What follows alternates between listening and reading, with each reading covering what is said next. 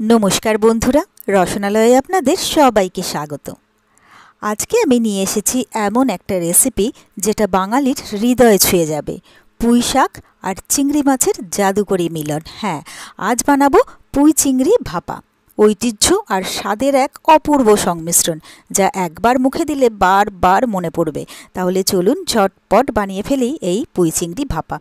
तो एर जोन्नो प्रथमेई आमि निये नियेछि बेश खानिकटा चिंगड़ी माछ और पुঁই शाकेर पाता निये नियेछि, भालो करे धुइये परिष्कार करे नियेछि। एरपरे एकटा मशला तैरि करे निচ্ছি। तार जोन्नो ग्यासेर উপরে প্যান বসিয়ে দিয়েছি। প্যানে 1 টেবিল চামচ পোস্ত, 2 টেবিল চামচ তিল দিয়ে প্রথমে শুকনো খোলায় ভেজে নিলাম।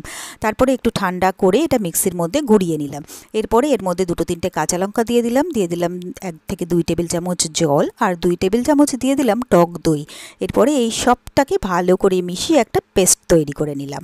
তো এরপরে এখানে একটা নিয়ে নিয়েছি টিফিন কৌটো। এখানে একটা স্টিলের টিফিন কৌটো নিয়ে নিয়েছি, তার মধ্যে দিয়ে দিলাম আমি 1 চামচ সরষের তেল।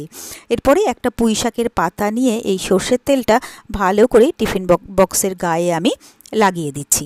এরপরে কয়েকটা পুঁই শাকের পাতা আমি ওই টিফিন বক্সের মধ্যে দিয়ে দিচ্ছি। এরপরে এর মধ্যে দিয়ে দিচ্ছি আবারও 1 চামচ সরষের তেল।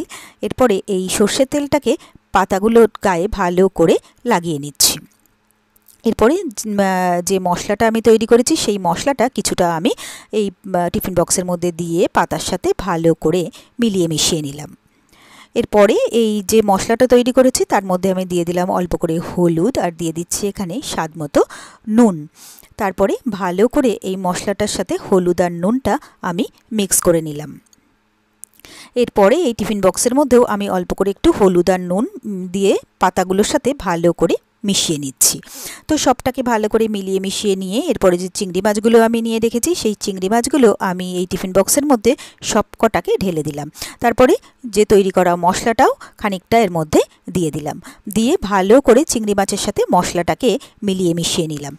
আর মশলাটা যেহেতু আমি পোস্ত আর তিল দিয়ে তৈরি করেছি সেই জন্য কিন্তু একদমই গ্যাস অম্বল হওয়ার কোনো রকম চান্সের মধ্যে থাকবে না। তো এরপরে চিংড়ি মাছের উপরে দিয়ে দিলাম আরও 1 চামচ সর্ষের তেল আর 2টো কাঁচা লঙ্কা ফাটিয়ে দিয়ে দিলাম। এরপরে আরও যে কটা পুঁই শাকের পাতা আমার ছিল সব পুঁই শাকের পাতাগুলো আমি চিংড়ি মাছের উপরে দিয়ে মশলাটা ভালো করে যেটুকু মশলা ছিল সবটাকে দিয়ে ভালো করে মিলিয়ে মিশিয়ে দিয়ে চিংড়ি মাছটাকে এই পুঁই শাকের পাতাগুলো দিয়ে ভালো করে ঢেকে দিয়ে এর উপরে দিয়ে দিলাম আরও 1 চামচ সর্ষের তেল আর 2টো কাঁচা লঙ্কা ফাটিয়ে এর মধ্যে দিয়ে দিলাম। এরপরে গ্যাসের মধ্যে একটা কড়াই বসিয়ে দিয়েছি, তার মধ্যে জল দিয়ে দিয়েছি। জলটা গরম হয়ে গেলে টিফিন কৌটোটা জলের মধ্যে বসিয়ে 10 থেকে 15 মিনিটের জন্য এটাকে ভাপিয়ে নিলাম। তারপরে এটাকে একটু ঠান্ডা হলে টিফিন কৌটোটা আমি এবারে খুলে নিচ্ছি। তো সুন্দরভাবে কিন্তু আমার পুঁই চিংড়ি একদম ভাপা রেডি হয়ে গেছে এবং সুন্দর একটা গন্ধ এর থেকে বেরোচ্ছে। এরপরে এটাকে গরম গরম ভাতে সার্ভ করে দিলেই হবে। তো ব্যাস তৈরি হয়ে গেল আমার খুব সহজে আর খুবই চটপট দারুণ টেস্টি পুঁই চিংড়ি ভাপা। আর আমার এই রেসিপিটা যদি আপনাদের ভালো লেগে থাকে তাহলে আপনারাও বাড়িতে ঠিক এইভাবে একবার ট্রাই করে দেখবেন। আমি কথা দিচ্ছি আপনাদেরও ভীষণ ভীষণ ভীষণ ভালো লাগবে। আর আমার রেসিপিগুলো যদি আপনাদের ভালো লেগে থাকে তাহলে প্লিজ আমার ভিডিওগুলোতে লাইক কমেন্টস ও শেয়ার করবেন। আর আমার চ্যানেলটা যদি নতুন চেক করতে থাকেন তাহলে প্লিজ আমার চ্যানেলটাকে সাবস্ক্রাইব করবেন আর পাশে থাকা বেল আইকনটা প্রেস করে দেবেন। আর ফেসবুক পেজ আর ইনস্টাগ্রামটাকেও ফলো